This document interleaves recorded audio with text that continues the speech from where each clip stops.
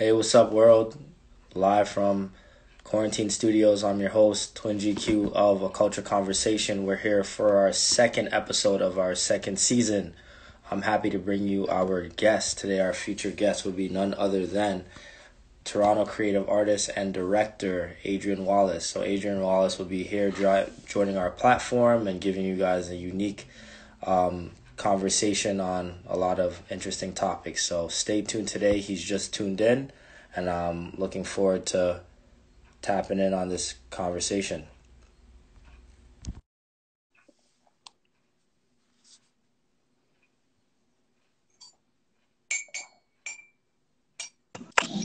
Hey, what's good, man? Hey, what's up, Adrian? How you doing, man? What's happening, man? I'm good. I'm good. I'm blessed, man. How you doing, brother? Good, man. First and foremost, thank you for joining us here on our platform at A Culture Conversation. Here That's we what's just up.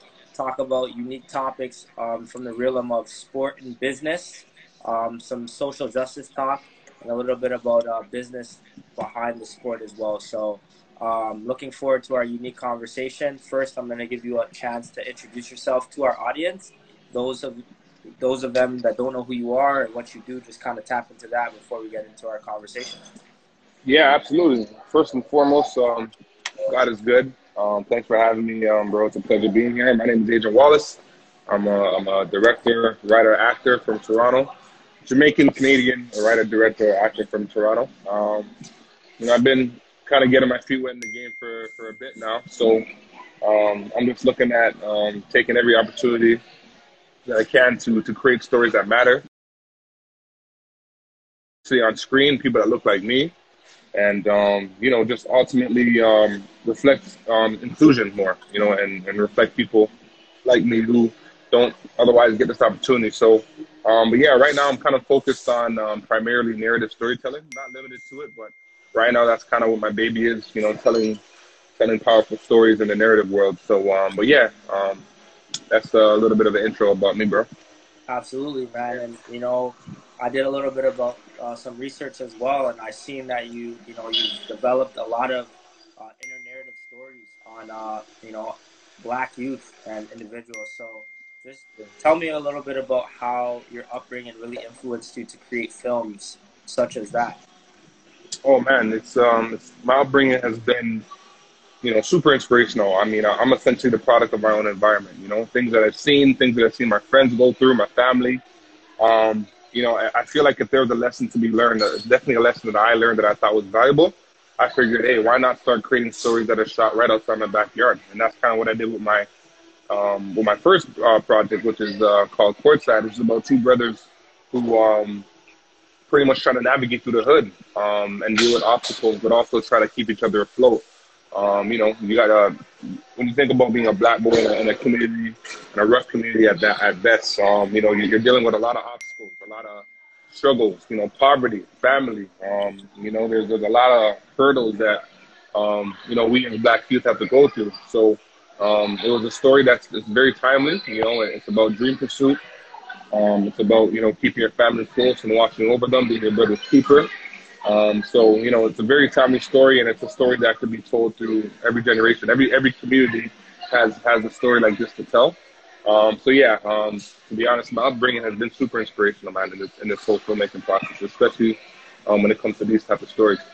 Absolutely, and I can kind of relate being a resident of an inner city in the Scarborough community. Growing up in similar environments where you got to really have a tight knit circle and you really have to stick to what you know in terms of, using things as a tool to get you out of, taking that left turn. So it's like using sport for an example, and basketball is something that I turned to at a really young age that helped me really pursue into something that I wanted to use to further my life and just get me to dream beyond my environment. When you're growing up in these inner cities, it's hard to see beyond your environment because those are things that you see every day, right? And you see within your environment, you have a lot of people doing and choosing the wrong paths. And, it's like a cycle, you just want to Right. kind of get out of that, right? So Yeah. it's very important to really, like you said, find something that you're passionate about from an early age and just kind of build from there. Absolutely, man. I echo that 100 times over. Yeah. So we're gonna talk to a little bit about life in COVID. I know you're developing your portfolio in business and film. So just tell me how you've been able to sustain a high level of business during COVID, especially with writing film and projects and stuff like that. Tell me some things that you kind of did over the COVID break in terms of your projects. How did things shift your focus? Yeah. I'm not gonna lie to you, man. It's been a bittersweet experience, you know. It definitely wasn't all smooth sailing. I mean, to be honest, it still isn't all smooth sailing. But you know, I guess what makes me is my ability to adjust, you know, and that's just every creative entrepreneur. I feel like everybody was kind of tested in a way to see, like, you know, like how passionate about what they do are they really, you know.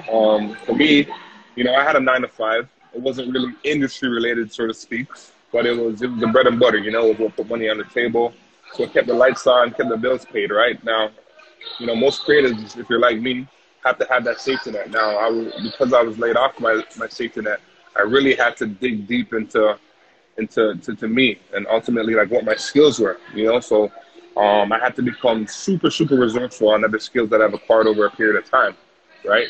You know, whether it's film editing, whether it's directing, whether it's writing, you know, and doing a lot of like freelance stuff. So I really had to go back in my freelance bag just to stay afloat. Still doing that today, right? And this is all while trying to pursue projects. So, but I think the beauty of this whole thing was the downtime that I got, because yeah, I did have the option to go back to work. Ultimately, I decided not to, and that's because I just got so comfortable in me and like and learning about myself as an artist and just learning other things to expand myself as an artist. So that's definitely been the biggest beneficiary to this whole COVID thing, just having the downtime to really just reevaluate things and figure out what I really wanted to do. Because ultimately I rewarded myself with that time and my projects with that time to get a lot of stuff done that I couldn't get done due to, like, you know, a 9 to 5 that you're just working to pay the bills. So it's been a very bittersweet, man. But you know what? You know, when there's something special about you, and I mean that in the sense of if someone sees that you're hungry, and if someone sees that you're skilled at something, if someone sees that you know, you could bring them value in terms of service, you're always gonna have work. So I'm just really trying to navigate through that. I guess this new transition of being like a 24-hour creative entrepreneur. There's a lot to learn, but I'm still figuring out as we go, bro. Yeah, and you know, I Yeah, think you're doing an amazing job. I think all creative entrepreneurs need to really tune in and hone in on their skills. And, you know, being in a position now in COVID, you just got to adapt. You know, we're living in unprecedented times and unique challenges. absolutely. And I think the only way we get better is through adapting to the current time. You know, and you talked a little bit about having a 9 to 5 and, you know, not really having the allocated time to your projects and to your bread and butter. So, you know, can you kind of talk about that transition now from going corporate world now into your own business or industry, and now having to focus on that energy there and instead of being in a corporate setting? What is the difference? Yeah, I mean, well, the difference, once again, is time, man. Like, I think time is something that I realized was pretty undervalued as just kind of being another anomaly and you know, in a corporate infrastructure, you know, because ultimately you got to answer to somebody.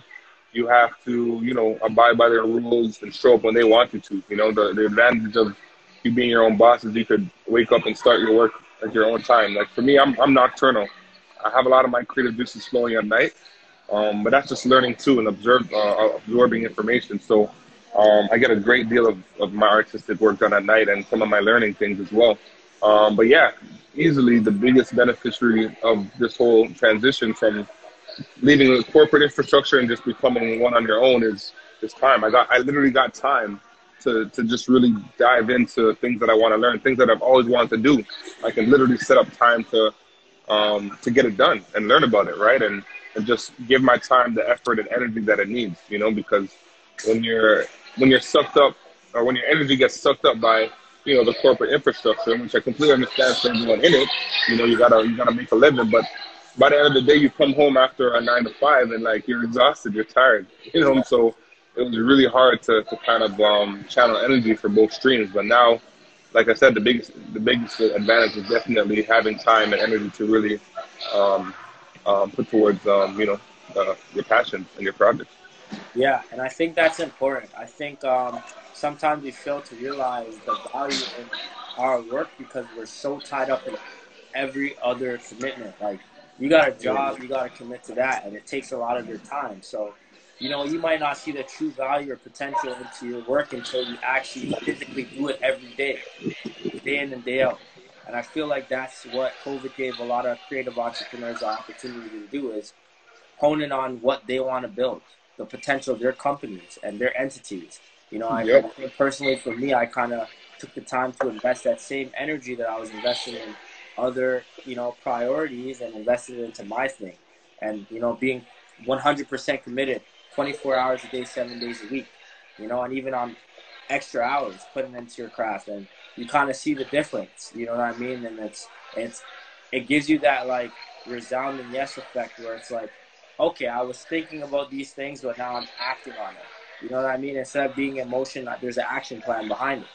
So Absolutely. I think that's very important for creative artists to kind of hone in. And I'm 100% down with having a 9 to 5, something that prepares your bills. But while you're doing that, make sure you have a devised exit plan and Hmm. invest into yourself, your passion.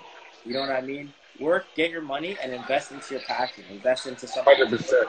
you get what I'm saying? I think that's 100%, man. very important, because it's hard as a creative artist in a city like Toronto, with the means to Yeah. survive living. So you got to really figure out how to navigate and find out those values, and find out ways you can continue to create an opportunity for yourself to sustain your company long term. You know what I mean? So Absolutely. very important that you really touched on those subjects. I was gonna ask you, obviously having worked in the corporate setting and environment, how important is representation in the corporate world? Obviously during these times, we're seeing a lot of companies getting pushed to the forefront to be more representative and having more, diversity within their workforces. So, just talk to me a little bit about that and your thoughts on that as well. Yeah, well, I mean, funny enough, I actually have had, experience in the corporate infrastructure, and they were mainly, contract based. So, um, that was their safe way of saying, hey, if we no longer want you after this period of time, we don't have to have you. So, but yeah, I definitely have my share of experience in the corporate world, but representation, like seeing yourself on screen or seeing people like me on screen is just as important as seeing, people that look like me in these corporate buildings because, I mean, there's a lot of things that they take from us. They take our ideas, and who better to be the one in the point guard position to lead those ideas than people of color themselves. So it's like, why not try to, be more inclusive when it comes to hiring? Why not expand your type of employees? You know what I'm saying? Like, why discriminate against color? I just feel like we've been part of this systemic racism for so long, and honestly, it doesn't make sense. Like at the end of the day, if you are giving someone of color an opportunity, they're going to do whatever they can to do the best at what they're signed up to do, right? So it doesn't really make sense as to why they would try to shut us out. It really doesn't. But as you can see now, if you kind of been paying attention to like the news and the media and stuff, a lot of companies are getting outed because of how they treat people of color, black people especially. And it's sad, and it shouldn't be that way, but definitely important, man. Yeah, for sure. And I think that I've been seeing a little bit of a defining turn. You're seeing things happen. Um, Even though it's small change, I think, the millennials and, people that are going to be coming up from years to come, I think they're going to benefit the biggest change with this whole revolution that we're facing right Yep. now.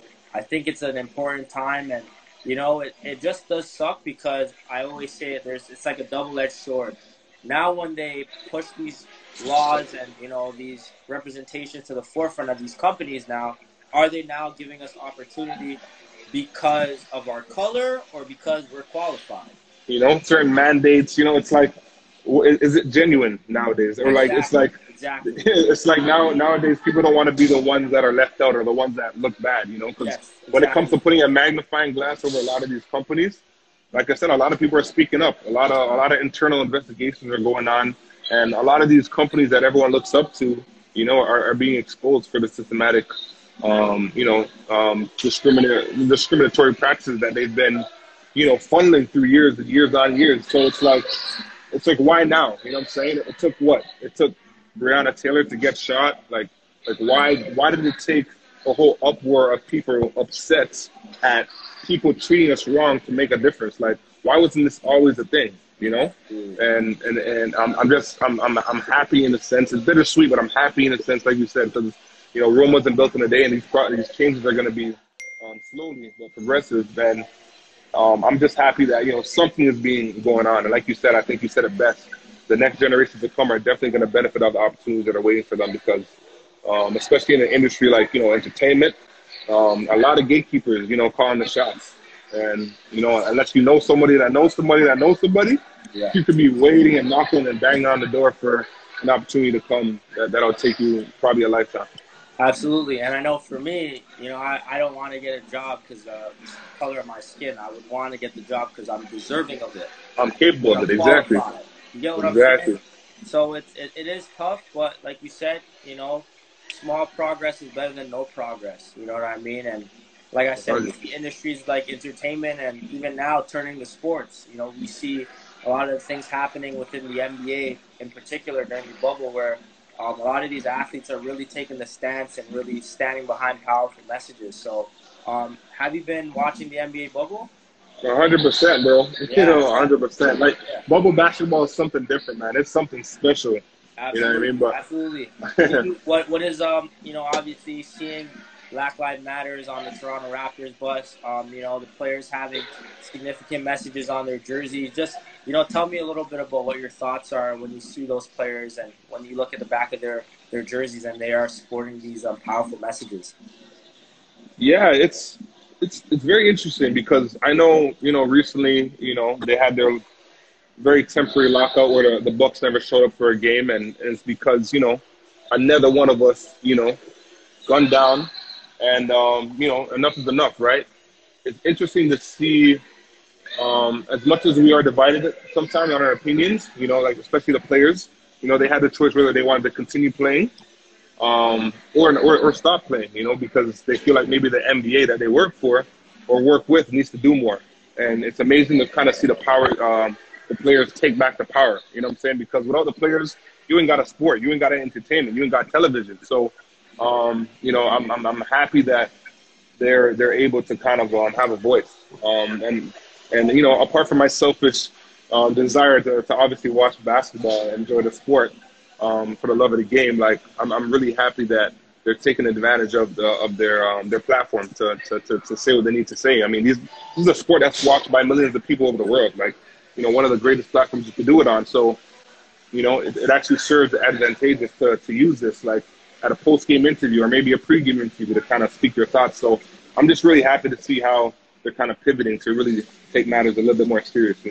Yeah, absolutely. And I think it's an important time, given that media and viewership is at an all-time high because we've been absent without the sport of basketball for, over three to Very four long. months. It Yeah. now really does boost a lot of viewership, and that global reach is, really being monetized, on that scale, right? So it's really important to see players like, LeBron James, which is the global face of the NBA and a leader of our generation when you're looking at it from Right. a pop cultural standpoint. When you have guys like him advocating for social justice and, Giannis Antetokounmpo and, the Toronto Raptors guys as well, you kind of really you see the differences that they can make by saying little things about Breonna Taylor or the injustices or, the Jacob Blake shooting, for an example, and things of that matter. So it is, like I said, for me, I'm very grateful to be able to see things like this, and it does give me a little bit of hope, because I'm an optimistic mind and soul by living. So I think by nature I would like to see these changes happening, but also I would like for guys like LeBron James to continue to amplify their voices to speak Mhm. on topics that matter. You know what I mean? So More than an athlete, man. absolutely. Yeah. So getting into the NBA playoffs, man. Tell me about the Raptors series, man. Oh man, where do we start? My guy Siakam. You know, I didn't come on here to slander anybody. You Yeah, know, like I wear my heart on the sleeve when it comes to the Raptors. yeah, Every year I'm like, every year I'm like, this is the year. We can come back. It was sad to hear that Kawhi actually said he didn't think the team was good enough, and that's ultimately part of the reason why he returned or didn't return. Sorry. I know ultimately he wanted to go back home in LA and be with his family and do that. But I mean, we showed our potential. Having a guy with killer instinct like Kawhi, who knows? We could have had a two-peat, but it's one of those things that are left to speculation. But we fought hard. We fought hard. Not putting the blame on anybody as a team. Considering that some games we didn't always play well, and to be that close to Boston, to bring it back to what a 4-3 loss, like it's quite impressive. It would have been nice to have another championship, but maybe we got spoiled last year. You know what? We still have our memories to live on for. But yeah, man, I've seen some great things happen in the playoffs. The biggest upset being Denver beating Clippers. I don't even know what to say about that. Like that's crazy, and that just goes to show you, man. Like anyone can overcome any type of adversity. You gotta just quiet out the naysayers and forget about the people that says you can and will not do, and just stay in your lane and stay focused, and great things can happen, man. yeah. And it's interesting to see because the Toronto Raptors, interestingly enough, I actually analyzed their depth rotation with their bench, and Hmm. I seen that Nick Nurse in the second round of the playoffs. Obviously, the first round they beat obviously the Nets really convincingly. So going into the second round, I thought he was going to utilize that rotational structure that he did, and I think one of the reasons why we had a nice presence of making a title shot last year is because we were very deep. We utilized everybody, all their players. Our bench was really You big really for us did, man. in our championship run. So I just didn't really realize why Nick Nurse went away from what was working last year and actually minimized his rotations. Um, we talked about guys like Kawhi leaving, and obviously with the departure of that magnitude, you really need guys to step up. And I think during this season, guys like Terrence Davis stepped up, Hollis Jefferson, Chris Boucher, Matt Thomas at times really showed that he had Yeah. intricate parts of being, a star. And I just think that the fact that Nick Nurse was going up against a team of that magnitude in Boston, I don't know why he was using 7 players. Kyle Yeah. was rightfully tired. You had Siakam not playing the way he should. Give them a different look. I understand this is the coach of the year we're talking about. So we win, lose, or draw with saying, hey, this is a guy that's been doing it at a high level. But at what point does a coach really look for something different? When you're playing a team like Boston, maybe matchup-wise, you kind of throw in a guy like Matt Thomas and Ron 100%. You get what I'm saying? Just to give them a different look. So I didn't And understand that. And I feel like the fact that the Raptors presented their inability to use their bench, I think that contributed to, a large reason as why they didn't come out successful in that series. I think that Nick Nurse did an incredible job coaching this whole season, but I just think that, during that final intricate part of that series, he should have, used more of his bench. And I think it showed. yeah, it's very easy to kind of point the fingers to the people that may have had their share of inconsistency. Siakam being an example. Yeah. A guy who we made it. Well, I mean, he made himself an all-star.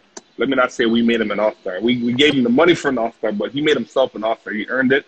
Yeah. It's very easy to point the fingers at guys like that, but the onus is on the coach too. And I think after sitting back and reflecting on, seeing what worked and what didn't work, Nick Nurse has to take accountability for it too. We're talking, a guy very deserving of Coach of the Year. I think there was just a lack of repeating what worked. And like you said, we did it against against the Nets in the first round. I think we had a game where the bench scored 100 points. Yeah. Like if that isn't telling you, hey, utilize us, I don't know what else is going to tell you. You know what I'm saying? And so it sucks that a lot of players are kind of getting slandered for their play. But at the end of the day, like you said, if there's only 7 players in rotation, chances are they're probably going to get tired. chances are they're going to be a lot less effective in the later stretches of the game. So that's why you have a bench. You got to use your bench, man. You know, so but yeah, it was still a pretty interesting run to see the Raptors make it as far as they did, because a lot of people had like zero belief in them, especially without like a killer like Kawhi to kind of step up, you know, late in the game to like make those big shots. But Norman Powell, man, big ups to him. That guy stepped up like no tomorrow. And you know, a lot of guys deserve credit for even making it this far. So Absolutely. I think Game 6, to me, Game 6 was probably one of the best games I've seen in bubble playoffs. You know, this is before, I think it was, I watched, Game 7 of yeah. the LA and the Nuggets game. But no, Game 6 was nice, man. Like I said, Lowry really stepped up in, you know, key instrumental moments down the stretch. Yeah. And, you know, like I said, they played well all season. It just does suck to see them go out like this. But Yeah, it did. on the upside, like I said, man, next year we have, you know, room for potential. We have a lot of off-season, you know, acquisitions to kind of get ready for. Like, Freddie needs to get paid. Are we keeping, you know, are we gonna get paid? are we gonna keep him or let him go? He's on the books. Ibaka as well, and all these other guys. Marcus Gasol. Yeah, exactly. Yeah, it's going to be a scary off season for us. It really is. It kind of is. Exactly. I'm kind of interested to see what's going to happen. Yeah, exactly. You know, you took the words right out of my mouth. I'm just waiting to see like what happens and how it unfolds. Obviously on the West side, you have, you know, the Clippers. You know, obviously was a favorite to win the NBA title this year, and they blow a 3-1 lead and they lose to the underdog, you know, Jamal Murray and Denver Nuggets. Man, it's crazy. It's. Honestly, man, the NBA bubble has just brought so many analysts to shame. You know, like these are people who are supposed to be professionals at their job, and you know they make their bold predictions, and then they're left looking stupid to explain it. You know, but that's just the nature of the game, man. You know, when you got guys stepping out of nowhere, like how do you prepare for that? How do you prepare for Marcus Shot becoming, you know, a Ray Allen of the series all of a sudden? Like what? Like you can't see that coming, you know, and you just got to be ready for every and all things, you know. Shout out to OG.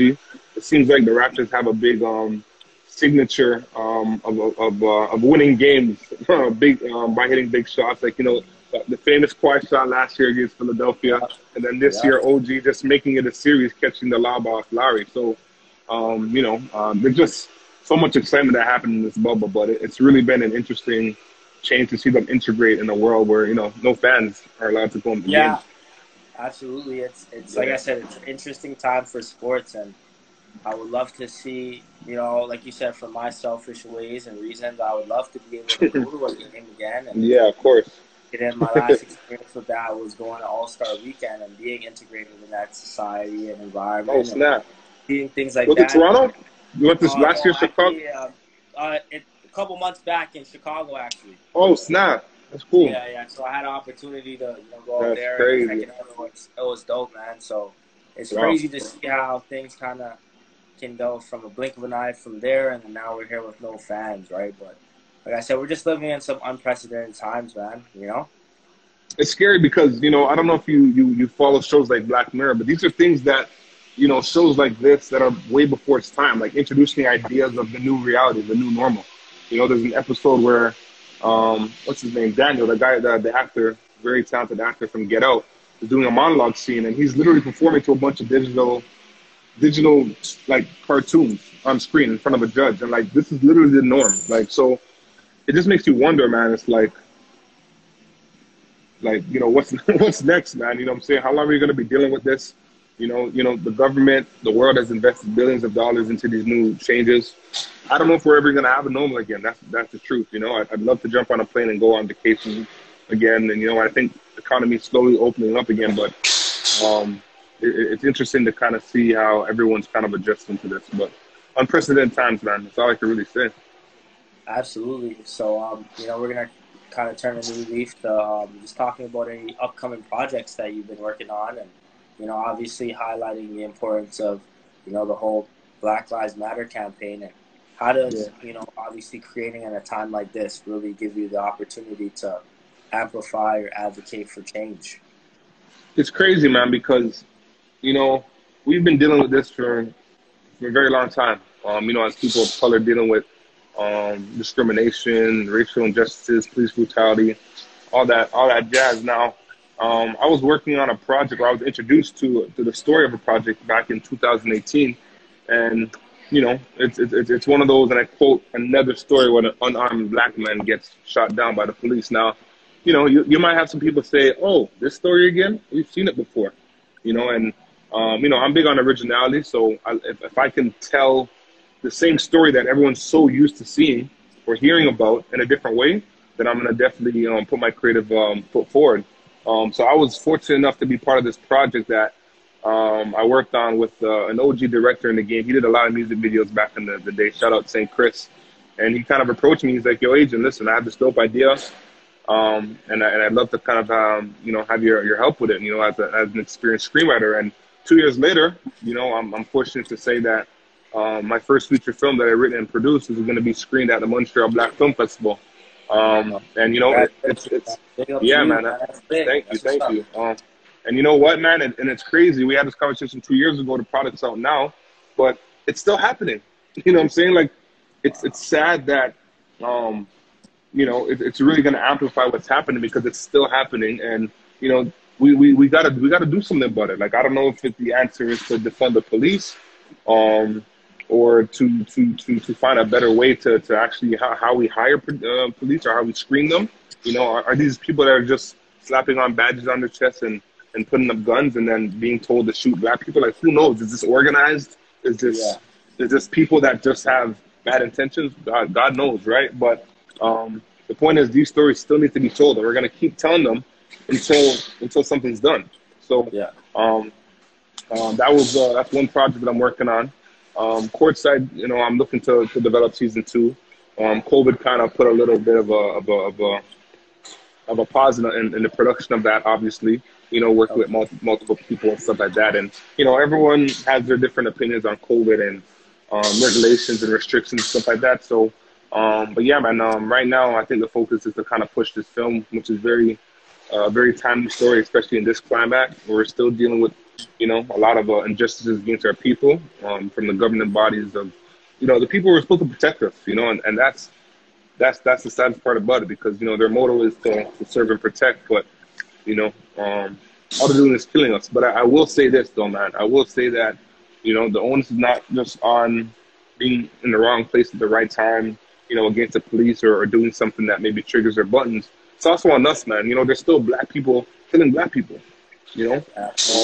So if we're going to prevent the extinction of our people, it starts with us. You know what I'm saying? That alone will help cut the numbers. It's sad to even see it happen. It's sad to see, a white police officer pull the gun on someone, but it really does start with us. So we got to limit the numbers and the damage we're doing to each other. You know what I'm saying? And that's something that we can control, So, yeah, man.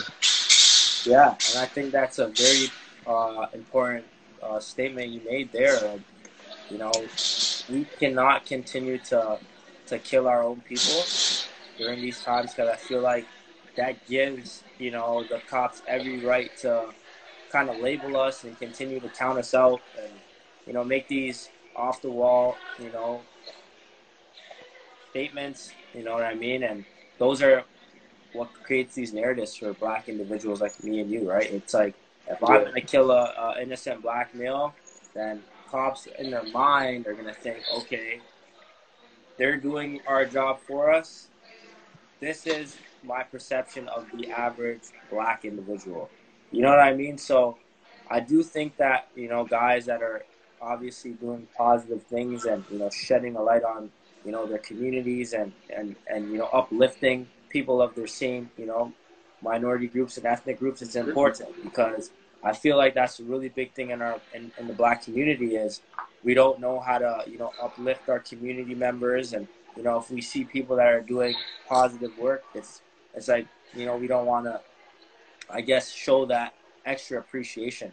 And I feel like it kind of goes a long way, because that's how we continue to come together and be in unison with each other.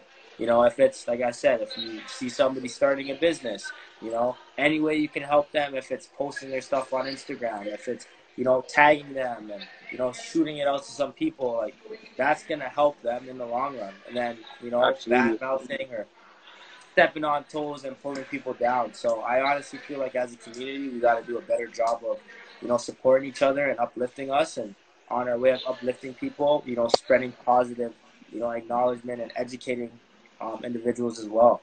And I feel like if we really tackle those things, we can see ourselves in a different light. Because sometimes I feel like we don't see our value in ourselves because, about you're surrounded by so much people telling you how invaluable you are. You get what I'm saying? And I'm talking about from institutions. You're in institutions and you say you want to be this in school and they tell you because you're black you can't do it. Like you can't be a scientist. You can't be a doctor. They preach you're going to be an athlete. You're going to be a rapper. These are things that they have preconceived notions and judgments of how our life's going to turn out. So I feel like it's really important sometimes for us to write our own stories and to dream bigger than ourselves sometimes, and I feel like if white people can do it, why not us? And I'm just using that as a representative example, so Absolutely, I think it's very important to, see our value and come together and continue to uplift each other, man. I think that's one of the greatest ways we can kind of rewrite history for our community, for members in our community, for our culture, is just uplift each other, man. Support is free. You know what I mean? And like I said, man, it's good to see guys like you in the industry, and I have an opportunity to connect with you on my platform, but I'm still going to be supporting, even if it's from afar. And that's just the mentality that I've grown to step into, because at the end of the day, that changes the narrative for a guy that comes from where I come from. You get what I'm saying? Yeah, absolutely. And you know what, man? I wish more people could remodel this method of support, especially towards their own people. Like I feel like there's just this toxic culture where people need to be validated before they put on somebody. It's like someone's success is going to hinder another person's success. Like why would why would one thing have to do with another? Like if anything, if one of us gets through the doors, if that person is genuine and really has a good heart behind them, that person's going to leave the door open for the next generation of people to follow through. Absolutely. But, and I don't know if this is something that happens everywhere, like, in America, but, sometimes I feel like people wait for you to kind of make it before they're like, oh, yeah, I know that guy. It's like, well, you didn't know me when, when I was digging for the gold, but now that the gold's here, it's like all of a sudden you're popping up. So, I definitely, man, I can't, you're preaching to the choir when you talk about supporting, even if it's from a distance, Absolutely. You don't have to be in their face every day, but I mean, just the little things, man, the little things really, really do matter. And it adds to our value as people that we can become more than what the media labels us to be, the next this person, the next this person, right? I was just thinking it the other day, going back to, just being a black boy, another black boy with another hoop dream, there's other ways that you can pursue a passion in that industry, in the industry of basketball, for example. You could become a kinesiologist, a physiotherapist. You can still work close to a basketball without actually having to dribble it, So I really just want to encourage, the next generation to come, that there are a lot of different ways that you could partake in this community, especially something that you're passionate about, because only 1 in 10 of us make it to the NBA. We got guys like Jamal Murray who are representing the country, which is amazing. Brandon Clark, but they're an anomaly. They're 1 in 10 people to do that. I just want to kind of jump back on another project that I actually forgot to mention. It's kind of current as well. Kind of going back to the topic of gun violence. I was recently showcasing my documentary film Black Sun, which was pretty much about 2 women who were ambushed by acts of gun violence. And they ultimately turn around to use their platform to take a personal stand in their affected communities. So this is directly related to going back to your communities and giving back, One of my subjects, Kelly Fife Marshall, shout out Kelly, she's an Afro-diasporic filmmaker in the industry. So, I've been able to work on her on a number of occasions. She's ultimately trying to use her platform to shed emotional intelligence as to why these things happen. Like, why is it so frequently happening against our people? Like, why are so many guns and shootings going on with our people? Like, why are we always in the news? Why are we always in the headlines? And there's a lot of, deeper, and I'm not saying anything is justified. I'm not saying anyone's actually be taken by the gun, but I'm saying there's a lot of deeper meanings behind these things, and we just got to create a conversation that we can, really advocate towards each other to make a difference. So, that's another project that I'm actively pursuing and trying to get some screen time internationally. But yeah, very important message to share, no doubt. Yeah, absolutely. And obviously, like I said, man, it all kind of like I said, it intertwines back to the current times that we're living in. And I feel like this is gives opportunities for other minority groups, and like I said, white people to really see the reality that we have to live through. We've been suffering for over 400 years. And it's like now it's time to really get acknowledgement, because these are things that go on every day. You don't know what it is for a young black kid to wake up in the neighborhood where it's drug infested, poverty ridden. It has violence left and right, and you got to grow up in that environment. You know what I mean? They don't know what it's like. They just see the reports on the news, and they kind of like create their own narratives and kind of skew it and run away with it. So it's very important for them to really take part and educate themselves of what goes on in these disenfranchised neighborhoods. And it gives them an opportunity like this to really get to know what these kids are going through. And that's why I think like it's a really important for educators in the space of being teachers and obviously professionals in the education realm. It's to get to know your students outside of him coming to school and sitting in the class and taking notes. Like, talk to them, figure out what they like, what they don't like, what their family structure is, what their environment is. Because I feel like once you get to know who a kid is, you can help them be successful because you'll know how to teach them efficiently. You know what I mean? I think that's a Yeah, big thing. mentors. Yeah, no, mentors are super key, man, and I think we need more of them, especially in our communities. It's sad that some of us are growing up without fathers, some of us no mothers, right? And a combination of both are a lifelong abundance of lessons that we take through our life, and we try to apply on our everyday living. So if we have people that can kind of substitute as these important or acting parental figures, whether it's in the form of a basketball coach for a young black kid, or a mentor at a school or at a camp, these are people that can really ultimately help guide these people or these kids, sorry, in the rightful direction. And to kind of go back to trying to um, basically correct the misperceptions of the media and the world, like looking at us. I'm saying? There's a reason for everything. Some people don't have choice. Some people have to rob a store to make a living. And I'm not saying that's justified either. But what I'm saying is, it's reasons like that that really inspired me to create a project like Courtside, because, as much as the name Courtside draws you to the idea and the backdrop of basketball, as it's ultimately one of the kids' pursuit, it's also literally, me trying to put people who wouldn't otherwise know this world in the front seats of these kids' lives. Like, you're literally sitting courtside watching this game play out. And it was so important for me to really shed, just what really goes on in these kids' life. Like, people just don't get up and become hoodlums. So yeah, man, super important.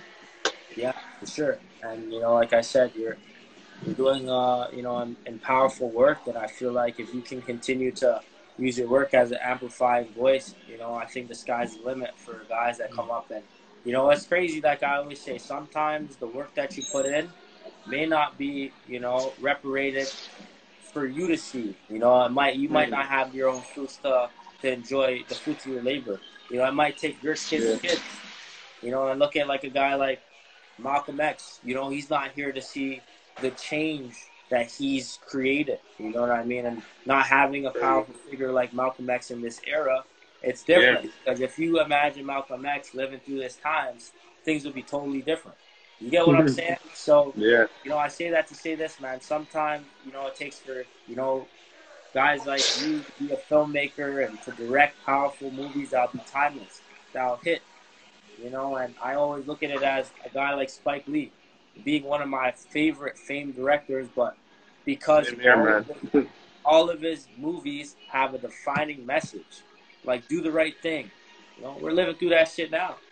You know what I mean? And and Crazy. and Malcolm X, and you know, things of that magnitude, right? Jungle fever and stuff like that. These are things that we're living through right now, you know. So it's like I said, it's very important that we continue to do purposeful work, man. But sometimes the work that you put in, you might not reap those benefits when you want Yeah, them, you know. So that's very just, true. I mean, yeah, that's just something to kind of always keep in mind. You know, it's like That's our struggles are not going to be our kids' struggle. You know, that's why when your parents, you know, obviously you being a Jamaican, you know, Canadian, and having your parents come to this country, you know, they had to struggle so you didn't have to struggle, and that's just vice versa.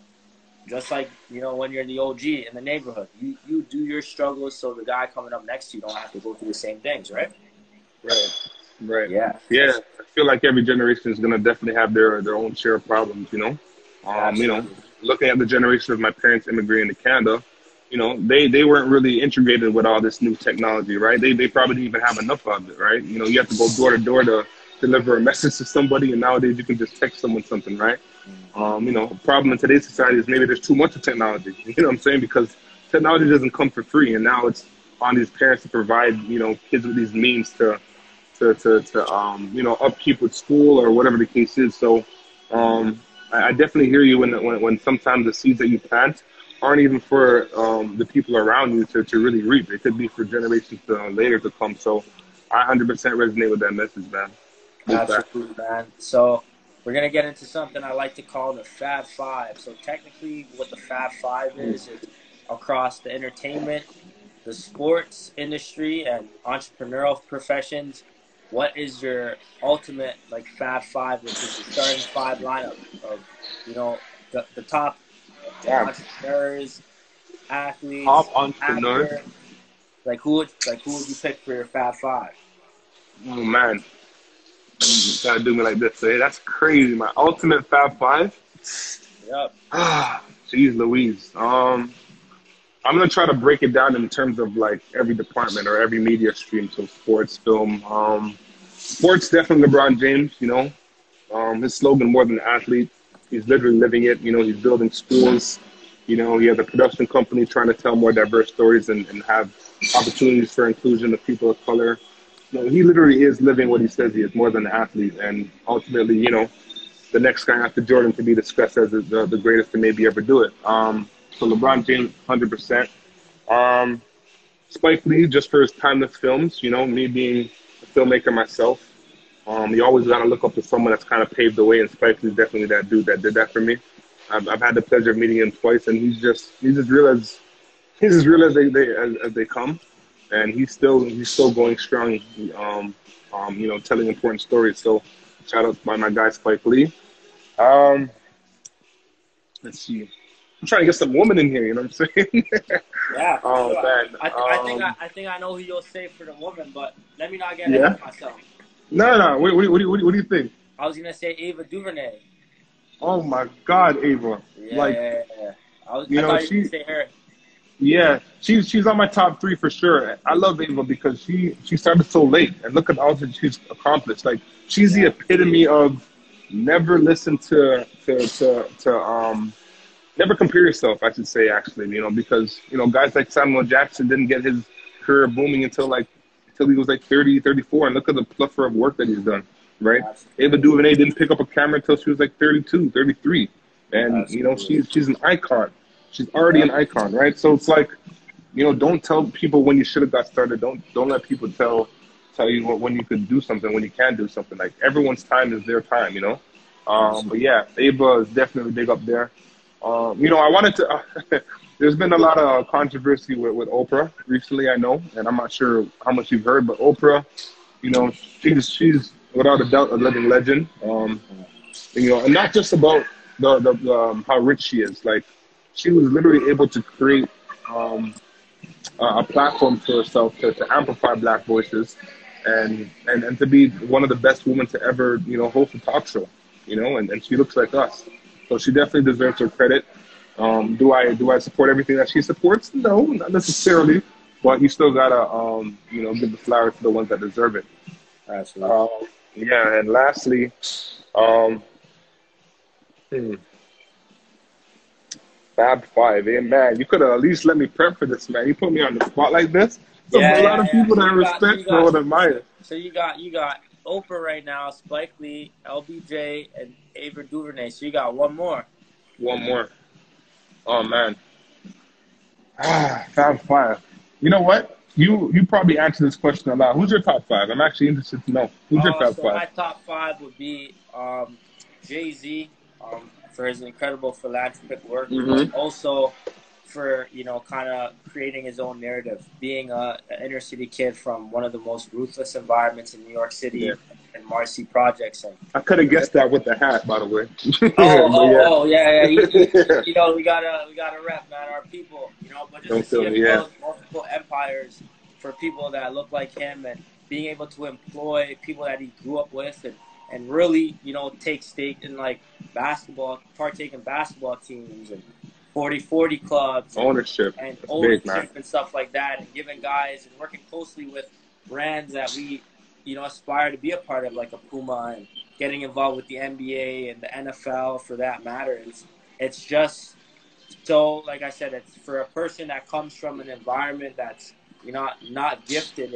It's crazy to see that people like that can really make it out and be an icon Yeah. and a staple head in their community. So for me, Jay-Z for sure. I would definitely say rest in peace to the dead as well. Kobe Bryant was that for me.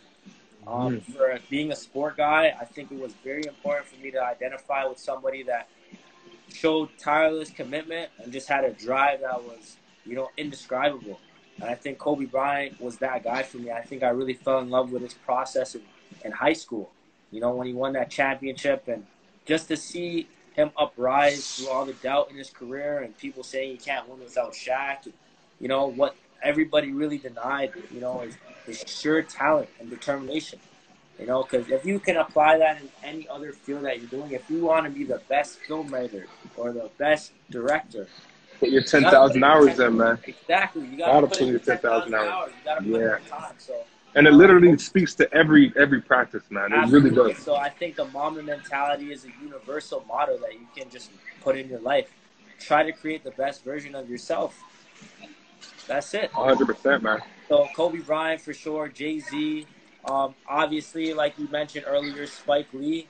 I think Spike Lee really, I really give him a lot of credit, not only because he did something at a time where there was minimal to no representation in the film industry, and obviously, with Martin Scorsese and Quentin, Quentin Tarantino and guys like that, you had those more blockbuster hits in films, and Yeah, for yeah. a guy like Spike Lee